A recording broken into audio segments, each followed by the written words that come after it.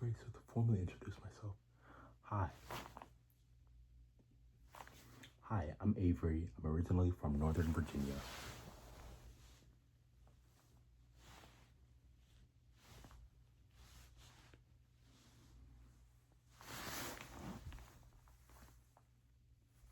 Yeah, that sounds great too. So to formally introduce myself, hi, I'm Avery. I'm originally from Northern Virginia and I currently attend Virginia Tech, majoring in computer science, mainly because I knew I wanted to do something computational that had concentrations in machine learning, computer vision, and modeling systems, AI.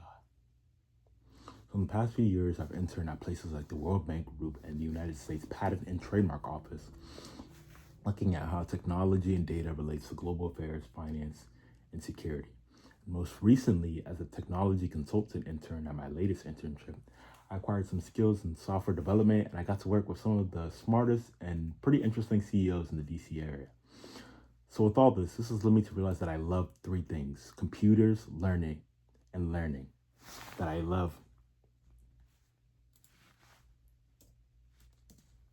I love two things: computers and learning. I'm an intellectually curious person, and one of my favorite subjects is physics because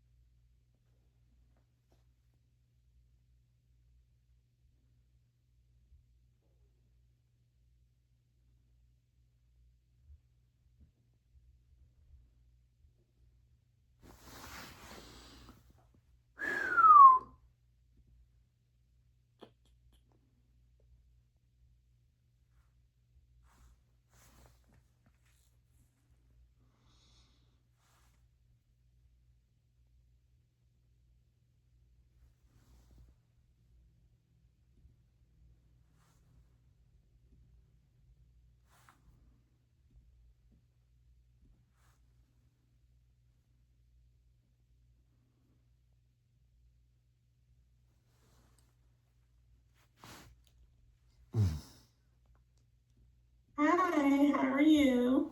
hello, how are you? I'm doing good. I'm doing good. Doing well. Doing good. Thank you. Nice to meet you. Sorry for being a little tardy. I was having a little bit of connectivity issues. I don't know what's going on with Zoom today, but I am Sienna and I will be your interview specialist for today, okay? Okay, that sounds great. Yeah. All right. So we should be here for about 20, maybe 25 minutes, okay? Okay, no problem. No problem. All right, great. So before we get started, I do have to ask permission to record your interview today so I can share with my team. Is that okay with you? That's perfect. That's completely fine with me. Okay. Okay, great. Give me 1 second. Yeah. No. This meeting is being recorded. Do you have any plans for the weekend? Okay. Actually, this is a free weekend for me, so I plan to just enjoy. Well, I do have one thing. I do have a t-ball game that I'm going to tomorrow, but other than that, I just plan on relaxing and just enjoying my time off. How about you? That sounds great. Me, like the same as well. I plan on just relaxing, rejuvenating. I need to go buy some allergy medicine because with the spring, I don't want, pollen kicking my butt. So just like you, I'm gonna spend the weekend Yeah, relaxing, rejuvenating, all that stuff. But that sounds fun, your T-ball game. yeah, yeah. All right. Well, thank you. Well, um, I want to confirm a few things with you first, and then we'll get started with a few questions. Okay. Of course. So the first thing being the location. And I think we have a little bit of a delay, so I'm gonna pause every time I talk just to give Yes, you time to yes. respond. Yeah. Okay, okay, all right, thank you. All right, so first being the locations that you are applying for. So I have the George Washington University, and I have the Foggy Bottom campus. Is that correct? So Yes. was it, yes, the Foggy Bottom campus, and then also Fusion Academy in Reston. Okay. Okay, and we also have an additional location for the George University Washington um, University. That would be Mount Vernon. Would you be interested in that location as well? Uh, I think to be honest, I think the three locations, the Reston, Foggy Bottom, and George Washington, I think those are the three. That sounds good to me. Okay, all right. I was, And for your, oh, sorry. go ahead, go ahead. I was also wondering, I did, some, research before this interview. I saw there was an Alexandria location. I wonder, is that possible? Because that's where I'm most local to. But I'm, yeah. So, oh, okay, yeah, I can add that location as well. That would be So, perfect. okay, so would that be your first preference, the Alexandria location? Correct. Correct. Okay. Okay, so I'll put Alexandria as your first preference, and then would the Reston location be your second preference, or would the other location be? I think the Washington D.C. um Okay. locations would probably be my preceding preferences. Okay. Okay. Great. All right. Thank you for clarifying that for me. Thank you. No, thank you. You're welcome. I just want to make sure I mark this correctly on your. Okay. All right. And so for your availability, I have that you are available May 18th through August 1st. Is that still correct? That is correct. Yes. Okay. All right. Thank you. Okay. So Avery, tell me a little bit about your previous experiences, including any volunteer work that you have that you feel will make you a great fit for this position. Yes. So, to really think back, I think with my experiences at previous internships, I've done a lot of work and research into seeing how technology relates to many disciplines such as global affairs, security, and finance. And I think most recently, as a technology consultant at my latest internship, I got to reinforce myself in software development and work with some of the most pretty interesting CEOs. But when it comes to volunteer work, I think the most relatable experiences I have to this role in specific was when I was president of my school's African Student Association. And this was somewhere within high school. So I got to work with a lot of younger students at my school because I was a senior at that time. And a lot of the members were freshmen and sophomore. And it just felt really good being that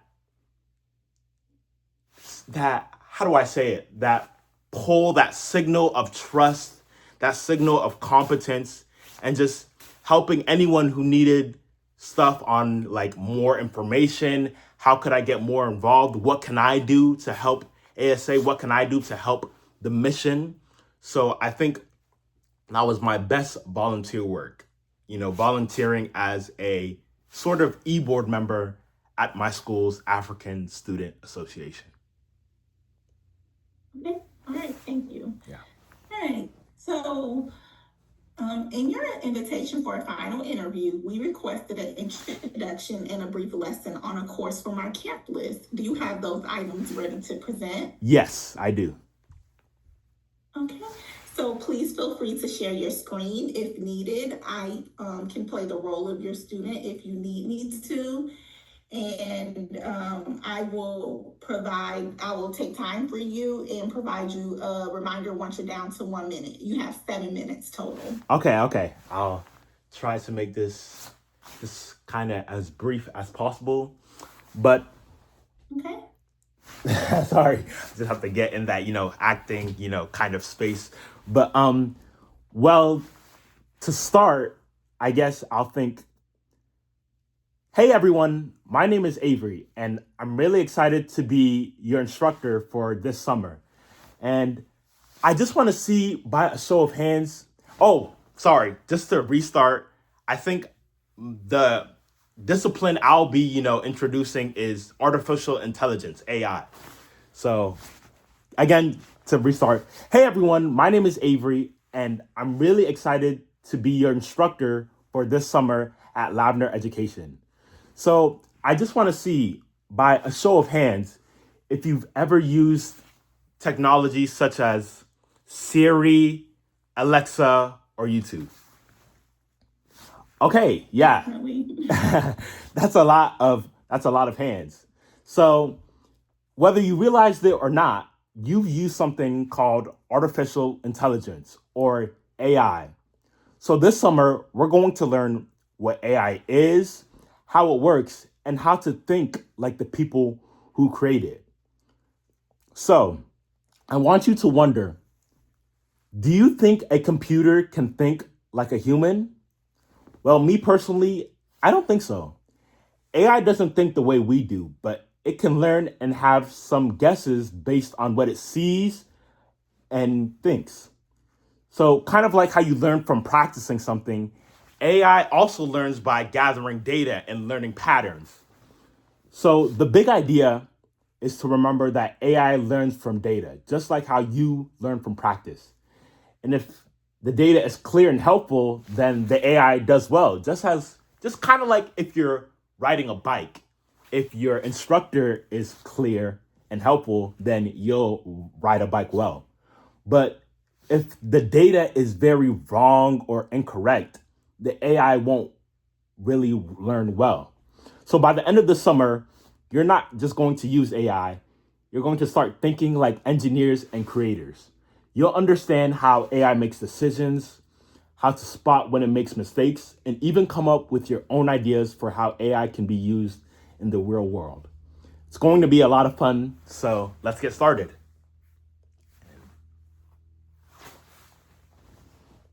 That's it. Ooh. Okay. Thank you. Can you hear me? Yes, I can hear you. We kind of disconnected a little Okay. bit, but yes, I can hear you. Yeah, the connection is really unstable. I don't know what's going on. No but problem. I heard everything you said, but I was just making sure I wasn't frozen. Okay, yeah, no problem. Okay. Let's stop this timer. Thank you for your lesson. And we will move on to a few other questions. Okay. Okay. All right. So looking at the course list for the site that you're in, for the sites that you're interested in teaching at, what would you say the top 3 courses you would feel the most comfortable teaching would be?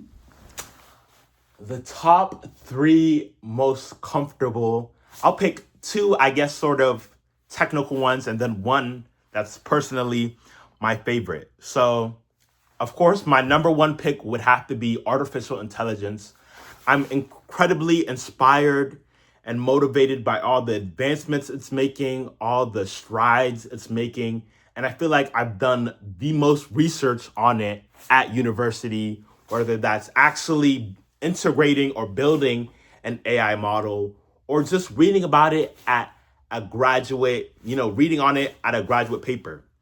So I think that would be my first most exciting choice to pick, artificial intelligence. And then second, it would have to be coding, because without artificial intelligence, you can't, you need coding. So I think I'm very well versed in coding, languages like Python, Java, JavaScript. I'm all well versed in that.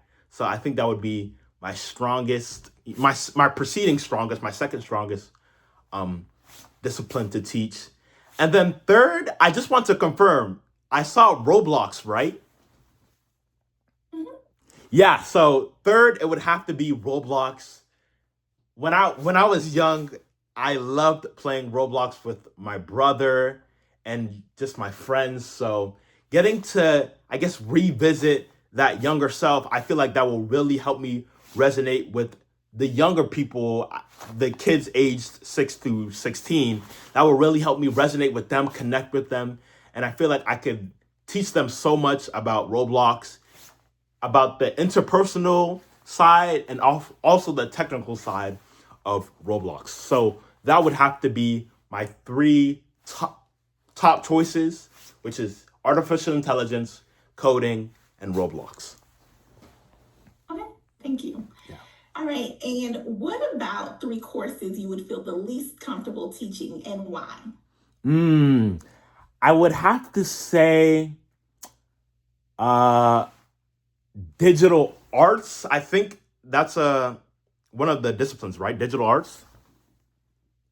Yeah, so I would have to say digital arts. Art is not really a strong suit of mine. I don't really have much experience in that, and I think I'm trying to recollect in my mind the all the disciplines you had. I just know that when I saw digital arts, I wasn't really a fan of that one. But to be honest, I think digital arts, that would probably be my number 1 thing that I wouldn't be the best capable at, teaching the younger generation. Okay, all right, thank you. Okay, so let's move into some scenario-based questions for you to respond to now, okay? Okay. All right, so let's say that you are teaching your lesson and one of your students is being really disruptive. They're shouting out answers, and it's come to a point where other students are starting to get frustrated. And although you've asked this student to stop shouting out a few times, they have continued to do so. What would your next step be? I think my next step would to be to focus on eliminating the disruption as soon as possible, because that disruption is it's influencing and affecting the students as a whole. So I think as kindly as possible, as gentle as possible, I think I would have to talk to the student. I would have to pause the lesson. I think my first move would to be pause the lesson and address the student as kindly and as gently as possible, and I think that would be best approached as pausing the lesson and pulling the student aside to a more private setting so it doesn't feel embarrassing for that student. And I think I would have to briefly sit them down, get to them at a level, like lower myself to a level and talk to them face to face, saying why the disruption is hurting the students around them and how they can be better to, continue the lesson. So that would be my first move.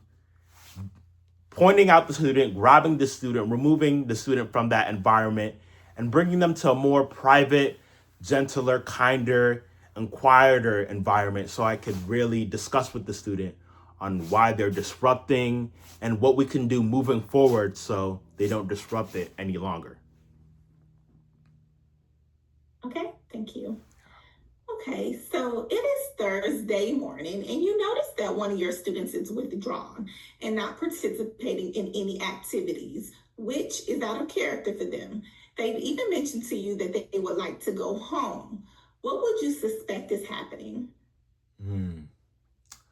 What would I suspect that is happening? I feel like, I guess, whenever someone is having, a bad day or is very drawn out from reality, I think I would have to suspect that it's sort of like a family fight. I guess when I was younger, I would always be sort of demotivated at school whenever I had a disagreement with my family. So I definitely wouldn't want to pry on whatever situation they're telling me. I would definitely open up and say that if they need anything, I'm always here. If they want to talk, I'm always here to listen. But I think that would be what I would suspect. It would be like sort of like a family disagreement or fight that they had outside of Lavner Education. Okay. And what steps would you take if you do talk to them and they let you know that they're having an issue with students in the class talking about them behind their back regarding the way that they look, so they feel like they're being bullied? I see. Yeah, that's a very deep and very important topic that they're discussing. So firstly, I would have to extremely appreciate and thank them for coming up to me, because that takes a lot of courage. That takes a lot of, strength to come up about a problem such as that. And I would have to let them know what I would be doing, moving forward. So I'd have to let them know that I would probably talk to the students to see what's going on. I would have to probably, I would definitely mention that I will be saying this anonymously. I won't be saying the student's name. I won't be, bringing them in that situation, because that can feel very, intimidating, having your name be brought up. So I would say that anonymously. And then what I would do is, whenever I could find the most earliest convenience, I would pull those selected students that are being sort of rude or mean to that specific student and pull them aside and being gentle, but as well as being stern, because I don't want them to, be sad or angry that they're doing this or make it more of a bigger situation. But I do want to be stern, kind, and gentle with them and explain that it's not okay and it's not an environment I want to foster within my classroom, within a camp, within the environment I'm trying to teach or farm or foster. Okay, thank you. All right. So I'm going to provide you with 3 scenarios. For each one, I want you to tell me if you feel like it's something that should be handled by you or if you would escalate it to the camp director. Okay. All right. So number 1, a camper keeps going off task and using their phone during lessons. Number 2, the class next door is loud and always seems to be on a break instead of following the curriculum. And number 3, a camper falls at recess and bumps their head, but they report no pain and they run off to play with their friends. I'm trying to think. That is a very good question. I think for number 1, I wouldn't escalate it to a higher team unless they're doing it repeatedly. Like, I think first I would not escalate it to a higher team. I would, tell them to put away their phones. If necessary, encourage them that they need to remove their phones from their environment to not be distracted. I wouldn't escalate it then. But for the second option, if a classroom next door was continuously being disruptive or very loud, I think that wouldn't be something I could be able to, properly address. I think that I would have to escalate it to a higher management team because I feel like they could do a better job at handling that. And then the third option, I believe I would not escalate it to a higher team. If someone bumps their head and they say they're fine, they say they're okay, I think I would have to trust them. But it is important to note that I will be watching that student a little bit more because I just want to make sure that they're okay. There's no lasting effects. And if they're doing good, if they're feeling energized and happy, then I will 100% just, note it and not escalate it to a higher team. But if I see effects of maybe they're wobbling or they're not feeling good or they're hurting their head, then I think it would be very important for me to escalate it to a higher team. So I hope that answers the question. Thank you. Okay. Ladner is dedicated to a fun, inclusive learning environment. How do you make sure that this is reflected into your classroom? Yes. So I think the fun parts and inclusive part, I think that would be my best strong suit. I think one of my interpersonal strengths is being a peacemaker. I like to have everyone contribute. I like to have everyone's ideas because I feel like that can make any mission or any objective get reached much more faster and much more efficient. So I feel like that inclusive part is already one of my strengths because I'm a peacemaker and I like to have everyone contribute and no one feel left out. And I feel like that can help the whole classroom as a whole reach their goals, reach their tasks, reach their assignments way much faster. And I think on the fun side, because it's important to, not have it be work 24/7. Although that's important, that's extremely important. I want to make sure the students are properly rewarded for the incredibly hard work that they do. So if that's to incorporate a little bit of fun, I like to be engaging as possible, as fun as possible. So whether that includes throwing in some funny younger generation stuff, I don't know, maybe you've heard of the memes 6'7" or something, or just any fun younger memes that kids will enjoy. I think that will make their environment much more fun. It will make it much more engaging. And I think the students will note that and listen to that and cooperatively listen to the more rugged and technical and informative things that I would get the chance to teach at the classroom. Okay, thank you. And yes, I had heard of 6'7". My 4-year-old says it all day, every day. Yes, I hear it all the time. All right, and my last question for you is, what do you anticipate will be the most challenging aspect of this position for you? And knowing this challenge, what will you do to overcome it? Yeah, I think the most challenging part of this position would not have to be directly with the students, but directly with the members of the staff. I feel like in the past, I've struggled with reaching out for help.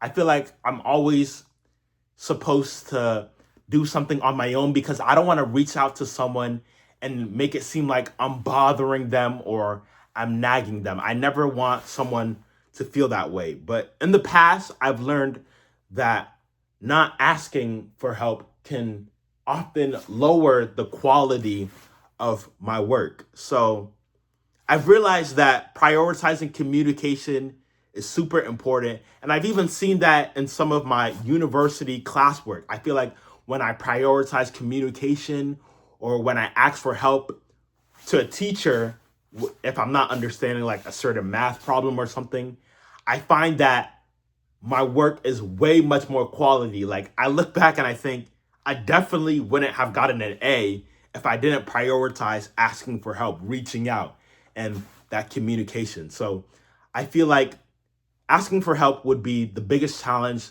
I'm I'm to face if I have the chance to intern at Lavender Education. And I think I would address that challenge by prioritizing communication as much as possible when that comes to my head, if I'm ever feeling like I'm going to bother a staff member or someone in higher management. Okay. All right, thank you so much. All right, so that was my last question for you. So I want to give you the opportunity to ask any questions that you may have. Yeah, this was a great interview. I think I have two questions. I think my first question is sort of like, okay, let's say this interview went really well and a summer from now I had the internship and you're looking back. What would I have had to have done, or what would a successful instructor or STEM intern have had to have done for you to feel like this was a good decision? Okay, to feel like it's a good decision, I think we look for instructors who, throughout their time with us, are flexible and willing to not, necessarily, it's not a straight path for them. And I mean that in a way of, so kind of going back to the classes that we ask, like, hey, what do you feel like you want to teach or you're interested in teaching. So we don't always have those classes available for our instructors to teach just because they're not, the classes are weekly. So every week, you said that you were interested in like Roblox. That class doesn't run every week. So we may not have that class for you to teach, but just being open to being flexible and saying, hey, I know I'm not the best at Minecraft, but I'm flexible. I can teach Minecraft this week, those type of things, instructors who are punctual, making sure that they are on time, they're doing what they're supposed to do, instructors that communicate issues, escalate issues when they should be escalated. Those are the things that we really appreciate about, those are the things that when we have instructors who do that, we really appreciate. And, we would want them to possibly come back if they do those things. I would say those are the type of things we look for.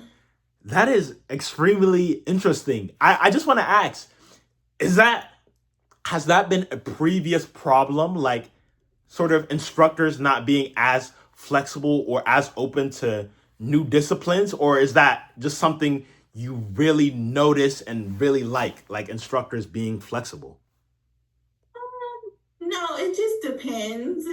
Some instructors are really like, I'm a computer science major, I'm coding, I really, so it's probably like half and half, I wouldn't say that it's a problem, but it's more beneficial for the instructor, because if you want to work the entire summer, the possibility of you being able to do that is if you're extremely flexible, because if there's something that isn't being taught 1 week of the summer, then we won't have anything for you to teach that week. So I wouldn't say it's a problem, but it is helpful when instructors are flexible and willing to teach something that isn't, their favorite course, I would say. That is super interesting. Okay, yeah, that sounds great. And yeah, I think that it was my, I guess, main question. But I think my second question would just be like, well, what's the next steps from here? What's, moving forward, I guess, communication, wise. Yeah, okay. So once I submit my notes to HR, we have a committee that reviews everything and makes a final decision. That process takes about 1 to 2 weeks. Once they make that final decision, they will email you to let you know what that is. So we'll let you know if we want to bring you on as an instructor, and they'll let you know if we want to move in a different direction. They don't just leave you hanging. So you should hear something from us within 2 weeks. Okay, yeah, that sounds great. Thank you. Thank you so much for, I want to, definitely highlight that. Thank you so much for taking the time out of your day to interview me. It's greatly appreciated, and I'm so grateful for the opportunity to interview. Yeah, no problem. It was great meeting you and talking with you. You had great energy and asking about my weekend. So I always appreciate that. So I hope you enjoy your weekend and you get that allergy medicine, because I know how pollen can do. So Okay, thank you. Thank you so much. All right, I hope you're to talk with you welcome. soon. All right. Okay. Bye-bye. Bye.